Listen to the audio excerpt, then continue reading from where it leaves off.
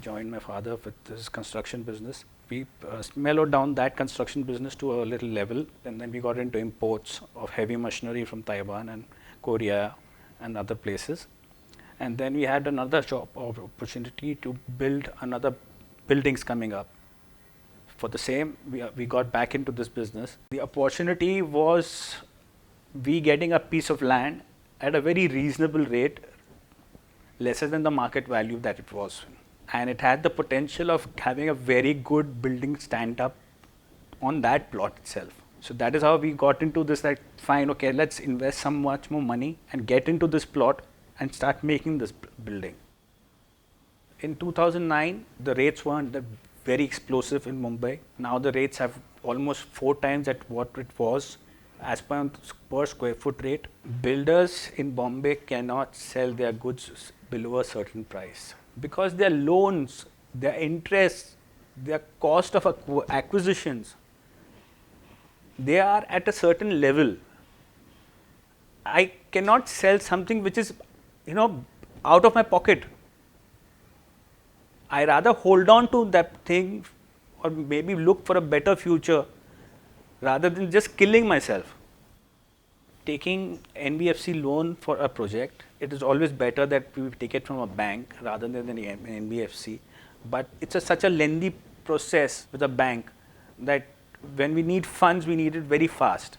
And the NBFCs are much faster working than the banks. The NBFCs are much more professionals because they hired the best of MBAs and best of people. They are just sitting 24/7 and just finishing off the deals. See, knowing somebody in the NBFC is what happens is your process becomes much more faster. Not that I have to call up 10 people and take a decision as to what is happening, what is not happening, whether you're giving it to me, not giving it to me. So one point of contact is very good.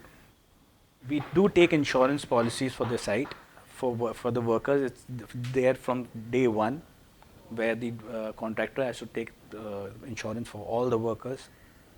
And we do take insurance for the entire building also. Even the third party is also covered. Even if somebody comes into the building and falls down or something like that, or breaks his foot or something like that, so that is also covered in that.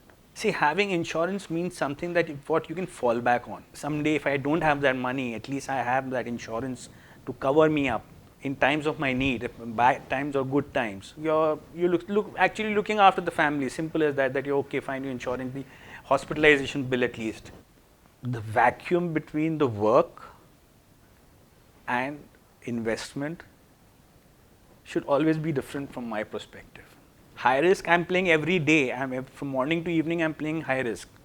But what about the things that I need to do for my family and keep it? Money, yes, you need money, but there's not always enough money. So you just need to generate and keep it, that once in a lifetime that some kind of, God for seconds, any problem arises, that there's something to fall back on. The key things that I look in a financial planner is the trust, as I told you, the go-getting part of it, and the returns that he gives, and being thoroughly professional about it, that yes, that I'm there for you. Even in sticky markets or very choppy markets, he's there for you.